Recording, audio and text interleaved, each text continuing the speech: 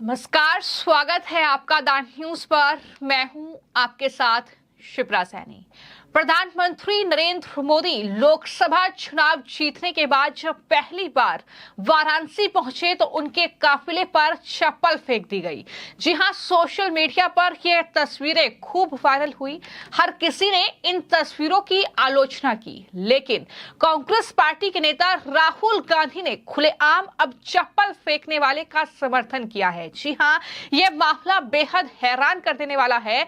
जिस तरीके से राहुल गांधी ने एक प्रेस कॉन्फ्रेंस के दौरान वाराणसी में प्रधानमंत्री नरेंद्र मोदी के साथ हुई इस घटना का जिक्र किया और राहुल गांधी ने कहा कि आपने पता नहीं वो तस्वीर देखी है या नहीं, वाराणसी में मोदी को किसी ने चप्पल मार दी। अब आप इमेजिन कीजिए कि चुनाव से पहले अगर कोई मारना भी चाहता तो डरता।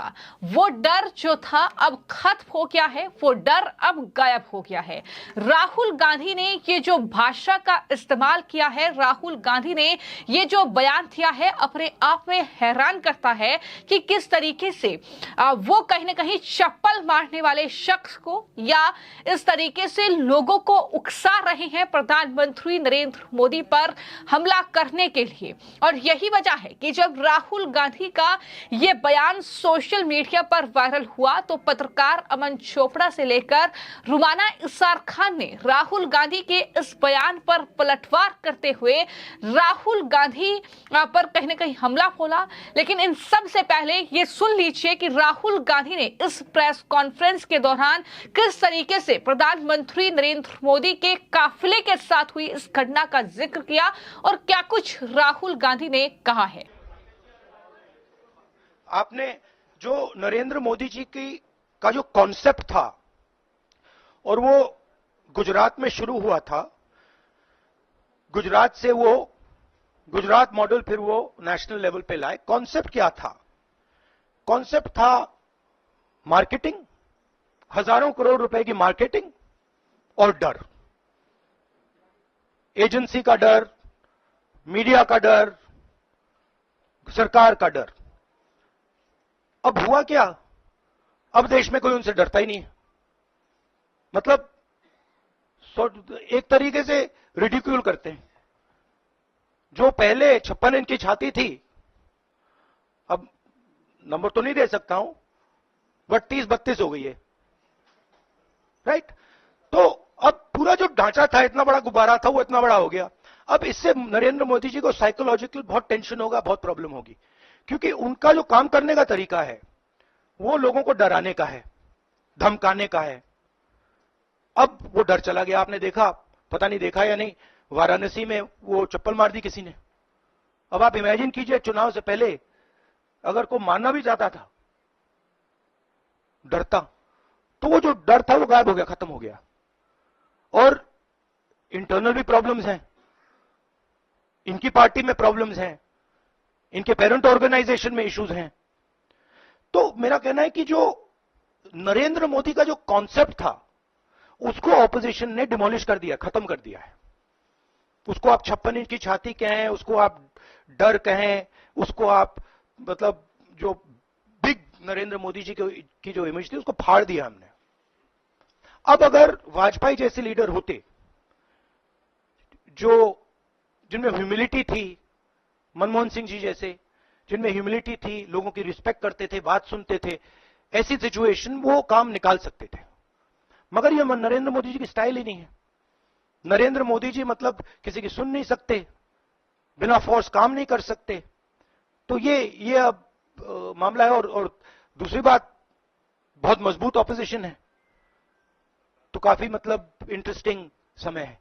तो आपने राहुल गांधी को सुना कि क्या कहा गया उनके जरिए, और कहीं भी राहुल गांधी के इस बयान में इस बात की जिक्र नहीं था, इस बात की निंदा नहीं थी कि प्रधानमंत्री पर ये जो चप्पल फेंकी गई उनके काफिले पर, उनकी गाड़ी के बोनेट पर, वो गलत है, वो निंदनीय है।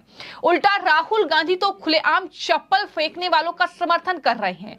लेकिन जब राहुल गांधी को लगा कि वो इस तरीके से कहीं ना कहीं फंस सकते हैं अपने इस पूरे बयान को लेकर, तो राहुल गांधी ने इस प्रेस कॉन्फ्रेंस के खत्म होने के बाद एक ट्वीट कर दिया। राहुल गांधी ने एक्स पर जो पोस्ट किया उसमें उन्होंने लिखा कि एक और महत्वपूर्ण बात जो प्रेस कॉन्फ्रेंस में कहनी रह गई थी, दरअसल नरेंद्र मोदी और उनके काफिले पर चप्पल फेंके जाना बहुत ही निंदनीय है और उनकी सुरक्षा में ये गंभीर चूक है। सरकार की नीतियों पर अपना विरोध गांधीवादी तरीके से दर्ज कराया जाना चाहिए। लोकतंत्र में हिंसा और नफरत की कोई जगह नहीं है। ये राहुल गांधी ने इस प्रेस कॉन्फ्रेंस में ये सब कुछ बोलने के बाद ये पोस्ट किया है और इसको लेकर भी राहुल गांधी फंसते हुए नजर आए। दरअसल राहुल गांधी को बीजेपी के तमाम नेताओं ने जवाब दिया।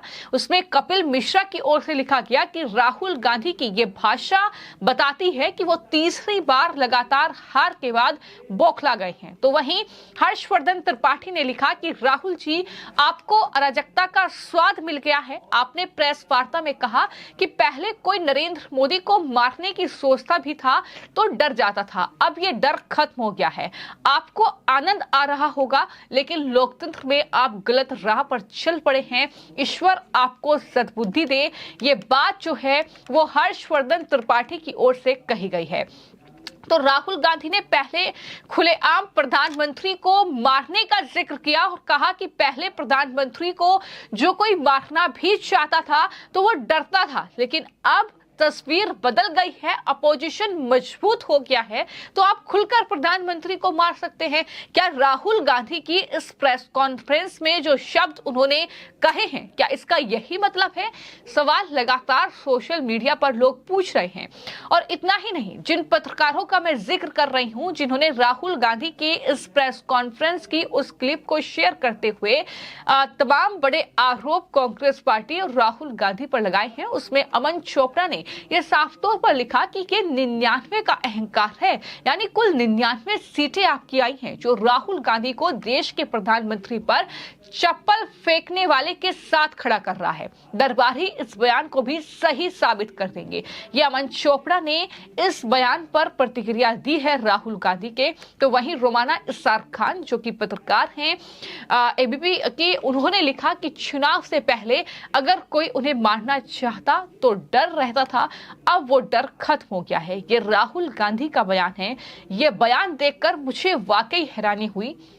वो गांधी परिवार जो इस बार के चुनाव प्रचार में भी अपने परिवार की शहादत याद कर रहे थे, वो देश के प्रधानमंत्री के लिए आखिर ऐसा कैसे बोल रहे हैं? ये सवाल जो है पत्रकारों की ओर से उठाए जा रहे हैं।